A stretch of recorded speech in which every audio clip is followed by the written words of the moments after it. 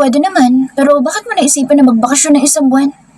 No, I just thought about having family bonding. What do you think, hon? Sige, hindi ko na pag-iisipan yan. Papayag na kaagad ako, hon, para naman magkaroon tayo ng time sa mga anak natin. Masayang-masaya akong umuwi sa bahay. Nadatnan pa nga namin si Daniel at Manang Lila sa lobby at mukhang hinintay nila kami. Manang, ano nangyari? Nag-aalalang tanong ko sa kanilapitan si Daniel. Hinihintay po kasi kayo ni Daniel, ma'am. Kanina pa niya kayo hinahanap. Ganun ba? Yumuko ako para kausapin ito. Bakit baby, hindi ka ba makatulog? Alam ko inaantok na ito dahil sa pagkusot ng kanyang mga mata. Tumango-tango naman ito. Halika na. Binuhat ko ito, kahit sobrang bigat na kaya ko pa rin naman siyang buhatin. Hindi ko na hinintay si Dustin dahil alam kong antok na ang batang ito. Papasok na kami ng kwarto nang masugyapan ko ito. Nakapikit na ang mga mata. Tulog na ito nang ilapag ko sa aming kama.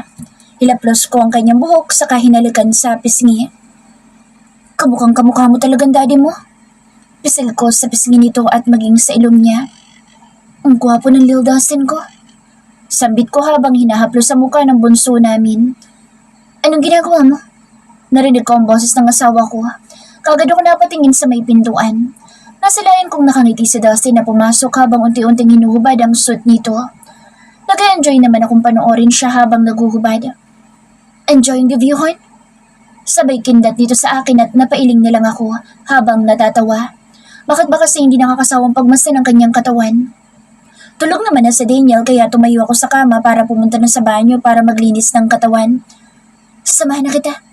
Presenta ng asawa kong half naked. Wag na, baka magtagal pa tayo ng 1 taon sa banyo. Biro ko saka nagmadaling pumasok para hindi makasunod ang manyakis kong asawa. Medyo napagod ako kaya baka kapag naisipan niyang romansahin ako hindi ako makaka-response dahil nga pagod ang katawan ko. Hun, open the door. Narinig kong pakiusap ni Dustin sa labas ng banyo. Huwag ka maingay, baka magising si Daniel. Open the door so I won't make a noise here, hon. Daddy, ang ingay niyo. Narinig ko ang boses ni Daniel. Mukhang nagising yata sa ingay ng daddy niya. Sorry, baby. Narinig ko naman na sabi ni Dustin. Napangiti na lamang ako nang marinig ang usapan ng dalawa. Mukhang matutulogin ni Dustin si Daniel. After ng ilang minuto, lumabas na rin ako at nagbihis. Pinili kong suotin ang circle injury. Wala lang, gusto ko lang asarin ang asawa ko. Paglabas ko ay napansin kong nakatingin sa akin si Dustin habang pinapatulog niya pa rin si Daniel. Halos ayaw tanggalin ang kanyang paningin sa akin. Nangaasar ka ba, hon? Tanong nito sa akin habang hindi pa rin maalis ang kanyang paningin sa akin. Ano nangaasar? Wala akong ginagawa, di. Maang-maangan ko. Wearing sexy lingerie in this situation? Why not? Napansin ko ang kanyang paglunok nang itas ko isang pa ako sa kama habang nag-a-apply ng lotion sa aking hita. Napailing siya saka napahilot sa kanyang noo. Napatingin naman ako dahil alam kong naaakit na naman ito sa akin pero hindi niya ako magawang sunggaban dahil gising pa si Daniel. Ganito ang nagiging reaksyon niya kapag naaakit. Hindi siya makakagalaw dahil nandito si Daniel at mukhang hindi pa nakakatulog ulit. Pagkatapos kong malagyan ng isa kong hita ay sa kabila naman. Hindi maalis ang kanyang mga tingin sa akin kaya napailing-iling na lang ako habang nakangiting pinupunasan ng lotion ng mga hita ko. Ako na maglalagay ng lotion. Umalis siya sa tabi ni Daniel at lumapit sa akin. Doon ka na, patulugin mo muna sa Daniel. Natatawang taboy ko sa kanya. Makakatulog din yan. Daddy! Tawag ni Daniel. Napatingin ito sa gawin namin. Daddy! Inaantok na tawag ni Daniel. Napailing-iling si Dustin na lumapit sa anak namin. Wala siyang nagawa kundi alapitan si Daniel para tapik-tapikin ito hanggang sa makatulog. Hindi rin nagtagal ay tumabi na rin ako sa kanila. Mukhang hindi pa rin nakakatulog si Daniel. Nasa kabilang side ako. Pinagitnaan tuloy namin ni Daniel ang daddy niya. Kaya higa ko lang sa tabi ni Dustin nang maramdaman ko ang kamay niyang gumagapang sa akin mga hita. Dustin! Saway ko pero hindi ito tumigil. Hanggang sa pasukin ng kamay niya ang loob ng panloob ko. Napapikit na lang ako habang kagatlabi na dinadama ang kamay niya. Napabuntong hininga ako dahil hindi ko makalimutan ang nangyari kagabi. Ako na lamang isa dito sa kwarto, wala na si Dustin at si Daniel. Bumaba ako ng kama para puntahan si Manang Lila sa pintuan.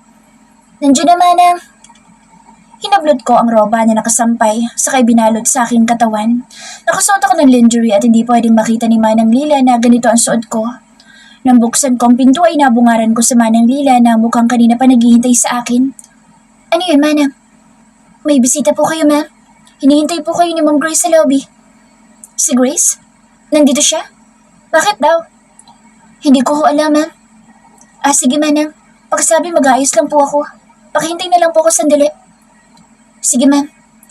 Nang makaalis si Manang ay bumalik ako sa loob para maligo at mag-ayos.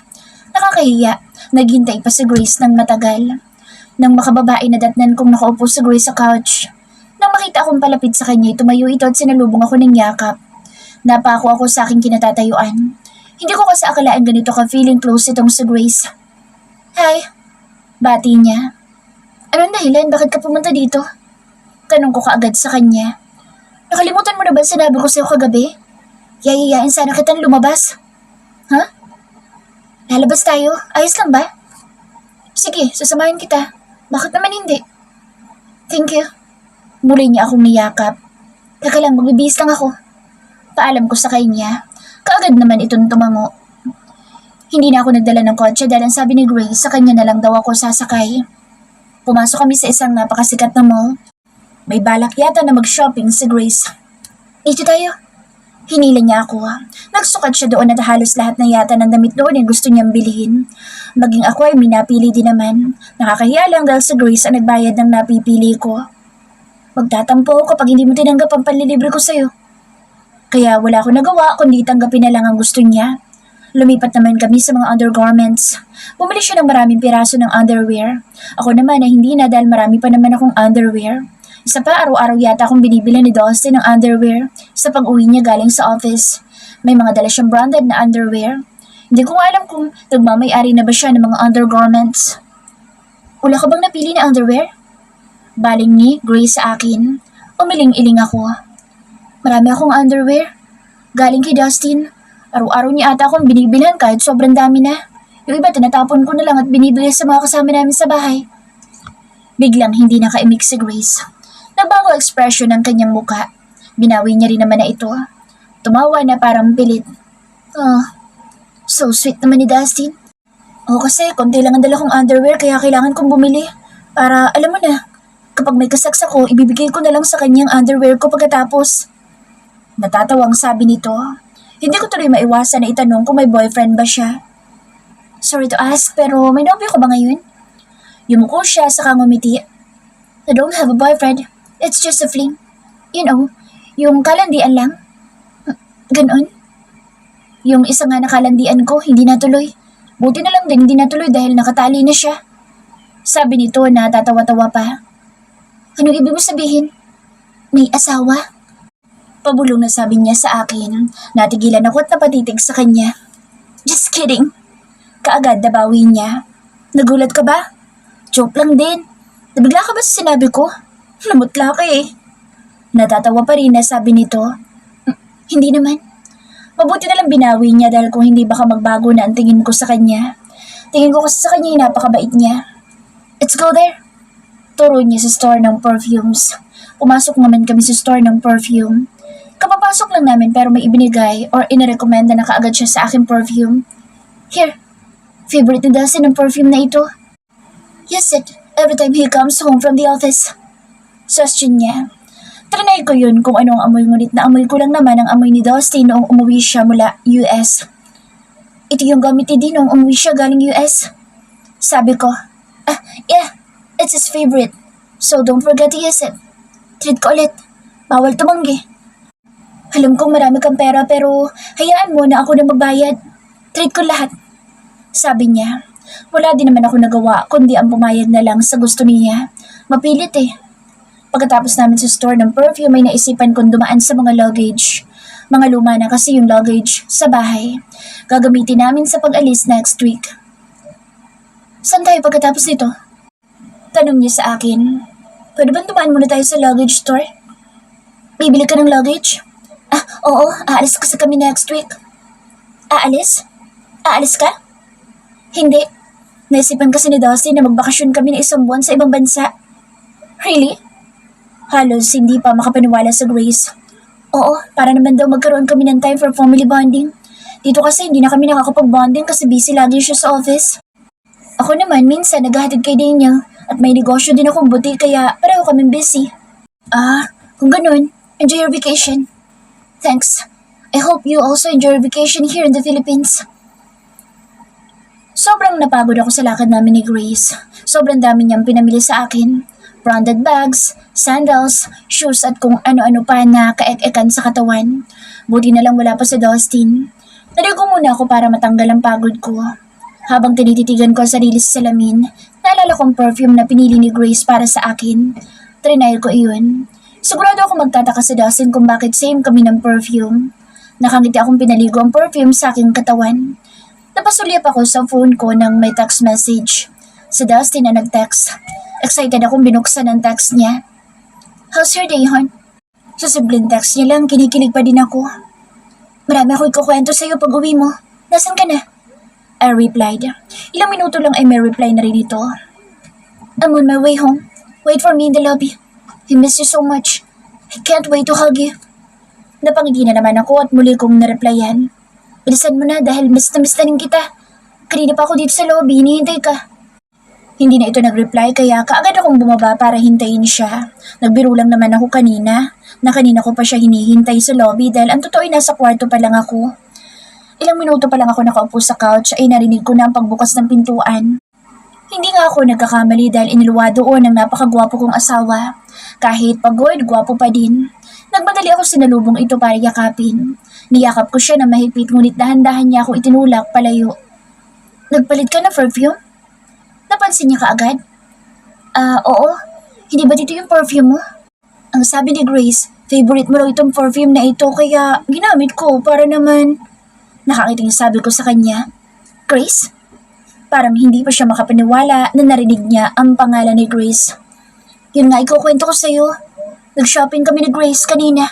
At kahit na anong tanggi ko sa kanya, ayaw niya talagang pumayag na ako magbabayad ng mga napili kong bilhin. Napakabait niya, hon. She's very kind, hon. I won't wonder why she became your childhood friend. Magpalit ka ng perfume. Maotoridad na utos niya na ikinabigla ko. Hindi na ba niya nagustuhan ang amoy ng perfume na ito? What? Bakit ako magpapalit ng perfume? Hindi ba ito ang favorite mong perfume? Hindi mo ba napansin? Hindi ko na ginagamit ang perfume na iyan kaya maligo ka at magpalit. Bakit naman? Do what I said, hon.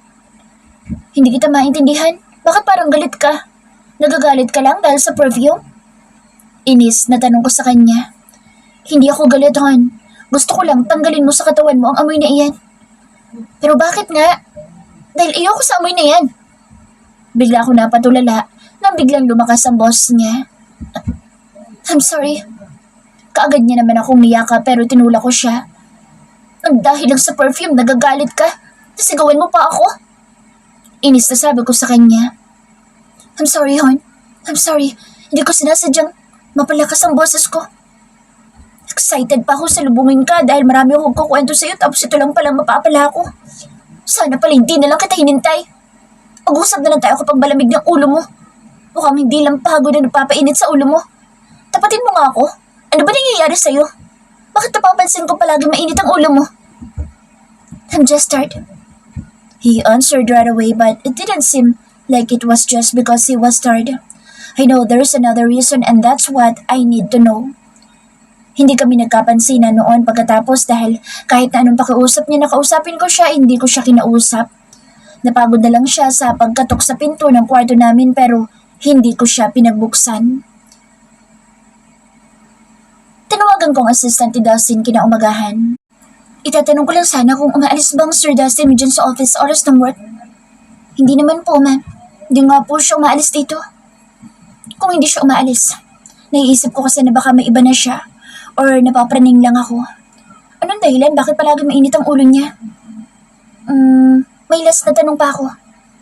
Ano po yun, ma'am? May ibang babae ba na pumupunta dyan sa office ng asawa ko? Wala na akong pagdadalawang isip na itanong iyon sa kanya. Hindi ito mimik. Parang may kausap ito doon. Wala naman po, ma'am. Wala naman pong babae na pumupunta dito sa office ni Mr. Wright. After 1 minute yata ay nagsalita din ito. Pero hindi ako mapakali sa sagot ng assistant ni Dustin.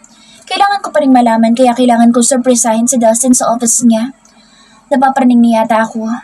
Bakit ko ba pinag-iisipan na may ibang babae ang asawa ko samantalang siya itong pilit ng pilit noon na ipagsiksikan ng sarili sa akin? 1 week na lumipas pero hindi pa rin kami nagkakaayos ni Dustin. Panay ang hingi niya ng sorry sa akin pero hindi ko to pinapansin. Pinapalabas ko siya sa kwarto. Ngayon masyado na sigurong matagal ang 1 week kaya napagpasyahan akong patawarin na siya. Lalo na ngayon, buntis ako sa pangatlo namin. Kalalabas ko lang sa banyo dahil bumili ako ng PT kanina. Dahil sa panayang pagsusok ko sa umaga at nahihilo rin ako. Isa pa hindi pa ako dinadatnan kaya alam kong buntis ako. Dahil ganito naman ang nangyayari sa akin noon habang ipinagbubuntis ko si Danny at maging si Daniel. Dinaanan ko muna sa tanghali sa school si Daniel para ihatid sa bahay. Kauwi ko lang galing sa sarili kong butik.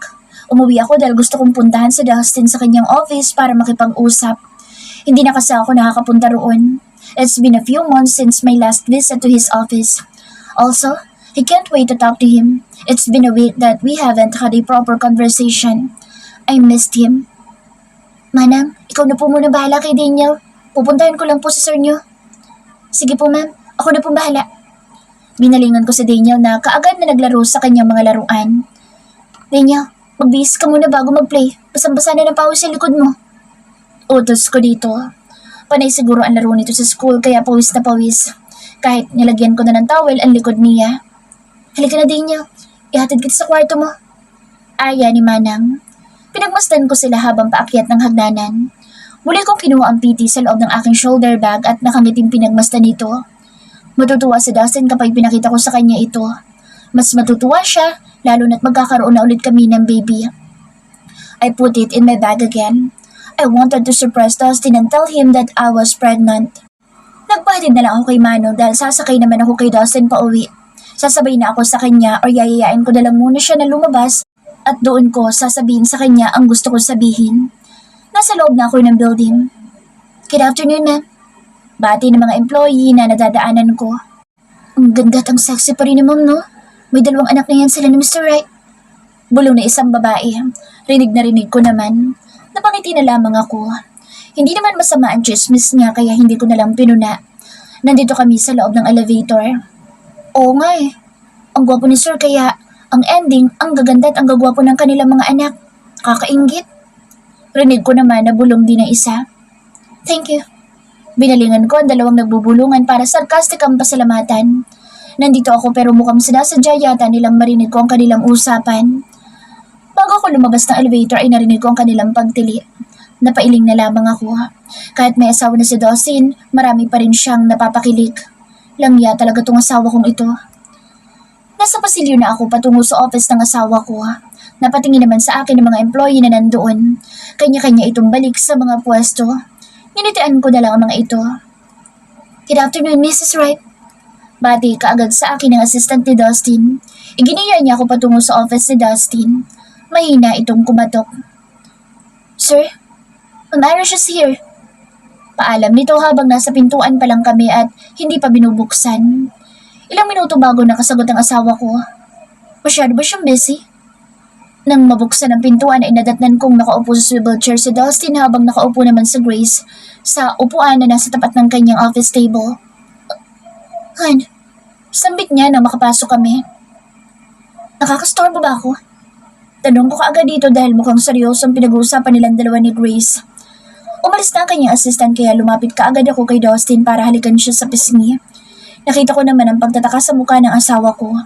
Nagtataka siguro dahil hinalikan ko siya at dinalaw ko pa siya dito. As far as he knows, I haven't forgiven him yet. 1 week is enough. Masyado na matagal ang pagtatampo ko sa kanya ng dahil lang sa perfume. Napatingin ako sa gawin ni Grace nang tumayo ito. Tumigim si Grace. Aalis ka na ba? Tapusin niyo na lang muna ang pag-uusap niyo ni Dee. Lalabas na lang muna ako. Inunahan ko na ito. Actually, palabas na rin ako. Dee and I just talk about the office matter. Tapos na rin naman na kaya, sige ha, maiwan ko na kayo. Paalam ni Grace. Sunundan ko ito ng tingin hanggang sa makalabas ng pintuan. Muli kong binalingan si Dustin. Han, muling sambit niya.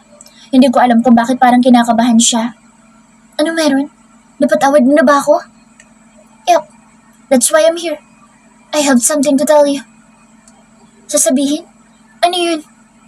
Secret? May gagawin ka pa ba? Yayayaan sana kitang lumabas. Aya ko sa kanya. Niyayaya mo na ako ngayong lumabas? Nakakapanibago yata, hon. Kinabig niya ang bewang ko at ipinaglapat pa ng gusto ng aming mga katawan. I have a surprise for you. And I know you will like it and will make you very happy. Really? What is it, hon? You're making me excited. I'll tell you later. Nagimpilyo ang kanyang mga ngiti. Naramdaman ko na lang na lumapat na labi niya sa labi ko. Naging mapusok ang kanyang halik sa akin kaya kaagad ko pinulupod sa kanyang leeg ang braso ko. Are you planning to fuck me here? Tanong ko sa kanya. Umiling-iling ito. Wait for me in my car. I want to fuck you inside the car, not here. Kagat labi na sabi niya sa akin. Sabay na lang tayong lumabas. Nakangiting sabi ko sa kanya. Nagagawin ka pa ba? May tatapusin lang ako, Han. Sandali lang ito. But if you want to wait for me here, the decision is up to you. Nakangiting sabi niya saka umupo na sa kanyang swivel chair. Hinarap na muli ang kanyang laptop. I'll just wait for you in the car. Paalam ko sa kanya. Pwede namang dito muna ako hintayin. Habol niya nang makarating ako sa pinto. No, hon. Baka hindi mo matapos yan kapag nandito ako at nakatingin sa'yo. Well, tumayo ito saka lumapit sa akin. Lumapit lang pala ito para halikan akong muli. I'm so don't miss you, hon. Ilang ulit pa niya akong hinalikan. Halos paliguan niya ng halikang aking muka. Tinulak ko na siya dahil baka kung saan pa kami mapunta. Sige na, tapusin mo na yung dapat mong tapusin. Sa car na lang natin itutuloy ang binabalak mo. Pilyang sabi ko saka tumalikod na. Kagatlabi naman siyang napatingin sa akin bago ko isarado ang pintuan. Nakangiti ako lumabas ng pinto. Siguro'y nagtataka ang mga employees dahil nakangiti ako. Mukha na akong baliw, nakangiting mag-isa. Nasa elevator na ako nang maisipan kong tawagan si Danny. Kakamustahin ko lang naman sila sa bahay pero hindi ko mahanap ang phone ko. Hinalungkat kong aking shoulder bag pero wala talaga ito. Naalala kong hawak ko iyon kanina nang pumasok ako sa office ni Dustin. Shit, kailangan ko patuloy bumalik. Wala akong nagawa kundi ang bumalik sa office ni Dustin. Nakatingin na naman sa akin ng mga employees. Bakit parang iba yung mga tingin nila sa akin habang nagpapalipat-lipat ang kanilang paningin sa office ni Dustin at sa akin? Anong meron? Nakaawang ang pintuan ng office ni Dustin kaya hindi ko na kailangan na kumatok pa. Nasa pintuan na ako at unti-unti ko itong binuksan ngunit bumungad lang sa aking pandinig ang boses ni Grace. Si Grace? Nandito na naman siya. Hindi ba't umalis na siya kanina? Pero bakit parang napakaseryoso ng pinag-uusapan nilang dalawa ni Dee? Bakit parang hindi na tungkol sa office? Sabihin mo na sa asawa mo, Dee. Hindi pala niya alam na naging tayo. Hindi niya alam na minahal mo ako at baka nga hanggang ngayon mahal mo pa rin ako. Kawawa naman sa Irish. Pinaglilihiman ng asawa niya. Bakit mo inililihim sa kanya, Di? Dahil ba hanggang ngayon gusto mo pa rin ako? Aminin mo na, Di, na nagustuhan mo rin na nangyari sa atin noon sa hotel. Tinakpan kong aking bibig dahil hindi ko inaasahan ang maririnig ko. Nanlaki ang mga mata ko. Wala sa isip ko na may nangyayari na pala sa kanilang dalawa sa likuran ko. Kahit kailan hindi ko pinag-isipan sa Grace. Stop it, Grace. Nagkaayos na kami ng asawa ko. Ayoko na mag-away pa kami ulit. Kaya kung pwede, tigilan mo na to. Sasabihin ko sa kanya ang lahat pero hindi pa sa ngayon. Doon, uminit ang ulo ko. Padabog kong binuksan ang pintuan ngunit mas lalo akong nainis nang makitang nakapatong sa Grace sa mga hita ni Dustin habang nakaharap dito. Nanatiling nakaawang ang labi ko at sunod-sunod na bumagsak ang aking mga luha. Ang buong akala ko ay nag-uusap lang silang dalawa at nagtatalo dahil sa pagsisinungaling ni Dustin sa akin. Pero mas masakit pa pala itong makikita ko sa mga narinig ko. Pareho silang nagulat nang makita ako. Irish! Kaagad na sambit ni Dustin at naitulak pa niya sa Grace kaya napaupo ito sa sahig. Napaigik si Grace pero tila proud pa ang bruha pagkatapos nitong makatayo. Hindi ko alam kung anong sasabihin ko. Nabigla ako at hindi makapaniwala. Ang alam ko lang ngayon ay nanggagalaiti ako sa galit sa mga nasaksihan ko ngayon. Matagal na pala akong niloloko ni Dustin. Matagal na pala siyang nagsisinungaling sa akin. Bakit hindi ko man lang iyon naramdaman? Bakit hindi ko man lang pinag-isipan ng masama ang bruha na ito? Ang mabait na bruhang ito. Nagawa pa akong linlangin. Yun pala'y palihim niyang nilalandi ang asawa ko. Dahil ba sa kabaitan ay pinapakita niya sa akin? Kaya hindi ko man lang naisip o nakitang may iba na sa kanila ni Dustin. Napailing ako. Irish, let me explain. Kaagad na pang-explain ng gago kong asawa. Huli ako napailing. Nakita ko sa cellphone ko sa office table kaya nilapitan ko ito at kinuha. Hinawakan ni Dustin ang kamay ko pero kaagad ko itong binakli. Irish, muli ay tawag niya. Hinarangan niya ang daraanan ko. Hindi mo kailangan mag-explain sa kanya, di. Saway nitong bruha na ito. Konting-konti na lang bibinggo na ito sa akin. Shut up, Grace! Saway naman itong maluloko kong asawa. Ang galing nilang magbalat anyo. Ang galing-galing nilang dalawa. Pumalakpak lang ako para sa kagalingan nilang dalawang magsinungaling. Ang galing nyo? Ang galing-galing nyo. Bakit hindi ko ba lang naisip na may iba na pala nangyayari sa inyong dalawa? Ang galing nyo. Cheer up ko sa kasinungalingan nilang dalawa. Dahil po baka Irish, hindi mo rin siguro alam na magkasama kami sa iisang room ni Dustin noon sa hotel noong sinundo niya ako. Hindi mo alam na niloloko ka na pala ng asawa mo. Grace, stop it! Muli ay saway ni Dustin.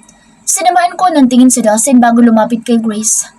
Muli ko siyang pinalakpakan. Ang galing mo. Sobrang galing mo. Huwag kang mag-alala. Ibibigay ko sa iyong asawa ko ng buong buo. Alam ko kasing nagugutom ka na. Ang ahas kasi kapag nagugutom kahit anong kinakain. At para sabihin ko sa iyo, mas nakakaawa ka dahil nakikiagaw ka ng atensyon sa taong may nagmamay-ari na. Wala na bang pumapatol sa iyo kaya tumitikim ka ng tira-tira? Pero syempre, hindi ko palalampasin ito. Inis na itanas ko ang aking kamay para sampalin ito. Isang malakas na sampal ang binigay ko sa kanya. Tumabingi ng gusto ang kanyang mukha. Ouch! Haplos niya ang kanyang pisngi. Isa pa ulit na sampal sa kabilang pisngi ang binigay ko sa kanya kaya haplos-haplos niya na ang kanyang mukha. Natatandaan mo ba sinabi ko? Nasasabunutan ko ang babaeng gustong lumandi sa asawa ko hanggang sa makalbo? Ito na yung araw na yun.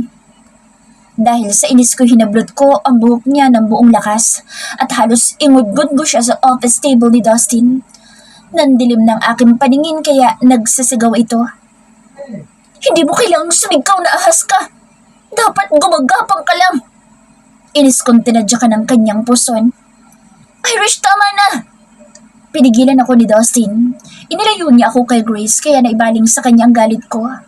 Isang malakas na sampal ang binigay ko sa kanya. Ayaw mong masaktan ng babae mo? Inis na sigaw ko sa kanya. Nanginginig ako sa galit.